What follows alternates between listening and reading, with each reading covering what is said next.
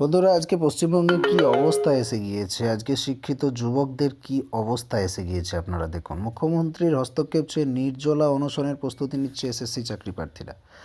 আজ ভাবুন, প্রায় বহু বহু ক্যান্ডিডেট অনশনে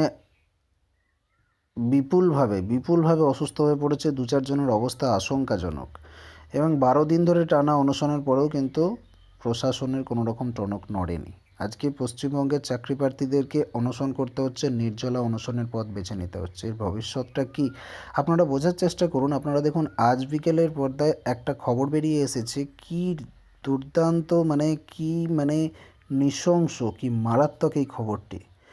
চাকরি প্রার্থীদের উৎকণ্ঠা বাড়িয়েছে নির্বাচনের দিন ঘোষণা। টানা 12 দিনের অনশনের পরও টনক নড়েনি প্রশাসনের। আমাদের পশ্চিমবঙ্গে ভোট, এত এত মানুষের ভোটের রেজাল্ট তো প্রকাশিত হয়ে যায় 2 দিন 4 দিন 5 দিনের মধ্যেই, কিন্তু একটা পরীক্ষা দিয়ে সেটার রেজাল্ট প্রকাশিত হতে এত সময় লেগে যায় মাত্র কয়েক লক্ষ ক্যান্ডিডেটের।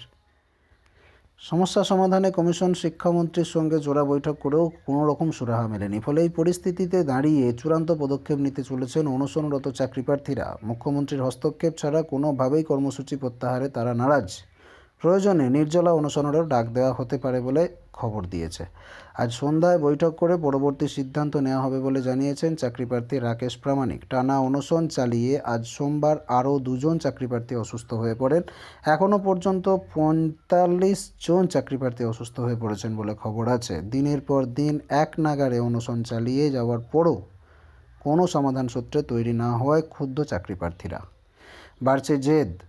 এসএসসি ছাত্র যুব অধিকার মঞ্চের তরফে সাফ জানিয়ে দেওয়া হয়েছে, হোক ভোটের ঘোষণা, কিন্তু তারা তাদের ন্যায্য দাবি থেকে সরে দাঁড়াবেন না। প্রয়োজনে মৃত্যুর কাছে হার স্বীকার করতে রাজি।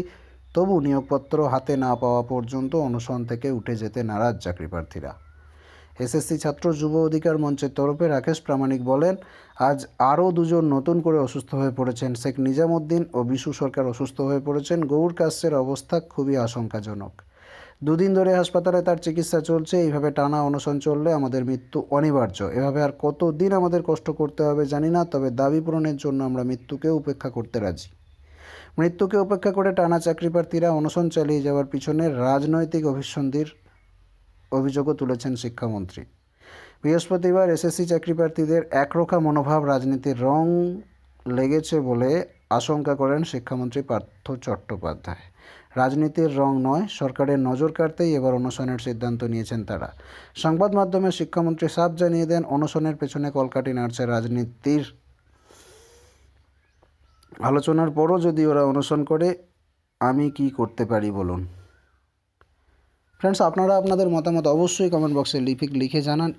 এটা কতদিন চলতে পারে বা আপনাদের কি মনে হয় এটাকে নিয়ে। পরিপ্রেক্ষিতে সরকার পক্ষ এবং চাকরি প্রার্থীদের পক্ষ থেকে আপনারা আপনাদের মতামত দুরকমভাবেই কিন্তু জানাবেন। যেটা ভিডিওটিকে প্রচুর শেয়ার করুন, যেন প্রত্যেকটা পশ্চিমবঙ্গের মানুষ বিষয়টি জানে এবং বিষয়টি সরকার নিয়েও চিন্তাভাবনা করতে থাকে।